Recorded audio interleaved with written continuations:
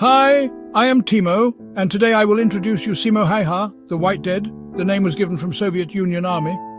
I've seen from videos things in war that would make your blood run cold, but nothing quite like the legend of Simo Häyhä. You see, in the annals of military history, there are soldiers, there are heroes, and then there's the White Death.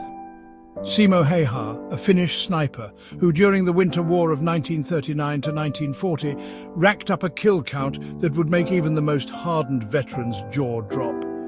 This isn't just a story about numbers, though. It's about a man who became more myth than mortal. Now listen, when you think of a legendary sniper, you might picture some tall, imposing figure. But Häyhä? He was just a simple farmer, standing at 5 feet 3 inches. Hell, I tell you, he was the kind of guy you'd pass on the street without a second glance. But in the frozen forests of Finland, this unassuming man became death incarnate. You see, Häyhä grew up in the rural Karelia region. From a young age, he was handling rifles, hunting and honing skills that would later make him infamous. The Finnish wilderness was his classroom, and nature itself his teacher. Every shot he took as a boy, every animal he tracked, was unknowingly preparing him for a war that would define his life and secure his place in history. The Winter War, it wasn't just any conflict. It was David versus Goliath, with Finland standing alone against the might of the Soviet Union. November 30th, 1939, that's when all hell broke loose. The Soviets, they thought it'd be a cakewalk. Just march right in and take what they wanted. But they didn't count on the sisu, the guts, the determination of the Finnish people. You know, the conditions were brutal. We're talking temperatures dropping to minus 40 degrees Celsius. In the trenches, they started calling him the White Death. A fitting name for a man who seemed to appear out of nowhere, take a life and vanish back into the snow. Häyhä didn't use any fancy scopes or modern equipment. No, sir, he stuck to his iron sights and his own 2 eyes. Said the scopes might reflect sunlight and give away his position. Smart thinking, that. His methods were simple but effective. Häyhä would pack snow in his mouth to prevent his breath from giving him away in the frigid air. And so the legend of the White Death was born, a ghost in the snow, an invisible killer who struck fear into the hearts of his enemies. Now, Häyhä wasn't just good because he could shoot straight. No, what made him truly deadly was his brain. He thought like a hunter, always one step ahead. He'd study the terrain, memorize every tree, every rock.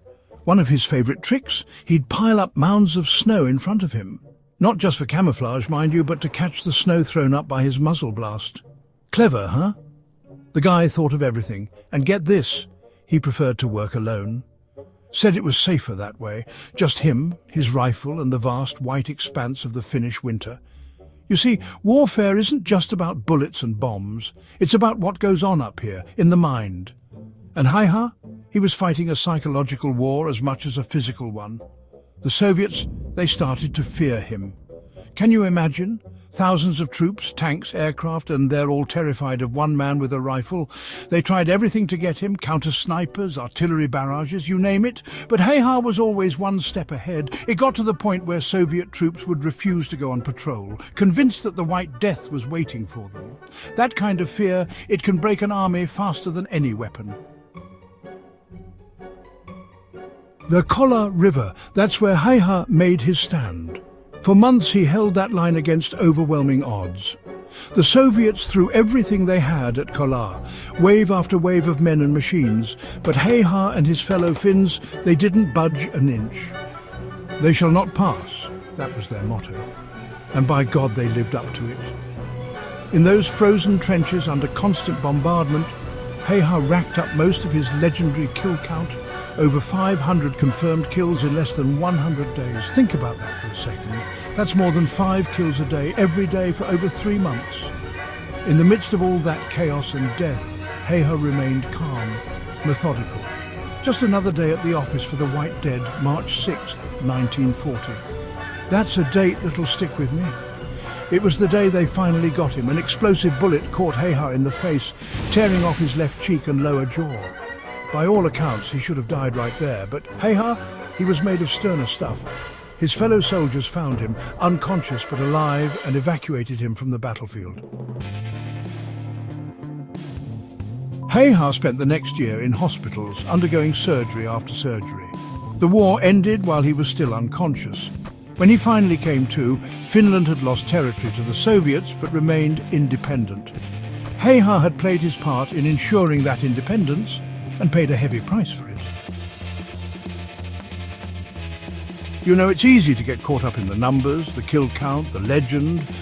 But when I think about Timo Heha, I think about the man behind the myth.